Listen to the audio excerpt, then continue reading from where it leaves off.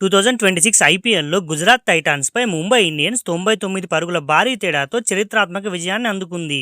వరుసగా 4 ఓటముల తర్వాత ముంబై మళ్లీ ఫామ్లోకి రావడంతో ఈ మ్యాచ్ కీలకమైంది. తిలక్ వర్మ కేవలం 45 బంతుల్లో 7 ఫోర్లు మరియు 8 సిక్సర్లతో 101 పరుగులు చేసి తన తొలి ఐపీఎల్ సెంచరీని నమోదు చేశాడు.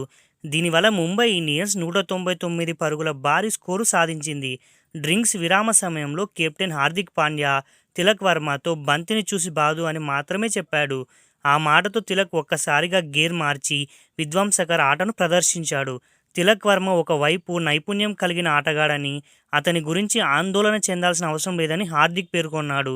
200 పరుగుల లక్ష్యంతో బరిలోకి దిగిన గుజరాత్ టైటాన్స్ను ముంబై బౌలర్లు 100 పరుగులకే ఆలౌట్ చేశారు. బూమ్రా మొదటి ఓవర్లోనే వికెట్ తీసి గెలుపుకు పునాది వేయగా, అశ్విన్ కుమార్ మరియు షాంటన్ కూడా కీలక వికెట్లు తీసి గుజరాత్ ఓటమిలో ముఖ్య పాత్ర పోషించారు. ముంబై ఇండియన్స్కు సాధారణంగా అహ్మదాబాద్ గ్రౌండ్ సవాలుగా ఉంటుంది. కానీ ఈ మ్యాచ్లో వారు అద్భుతంగా ఆడి ఆ కోటను బద్దలు కొట్టారని హార్దిక్ పాండ్యా సంతోషం వ్యక్తం చేశాడు.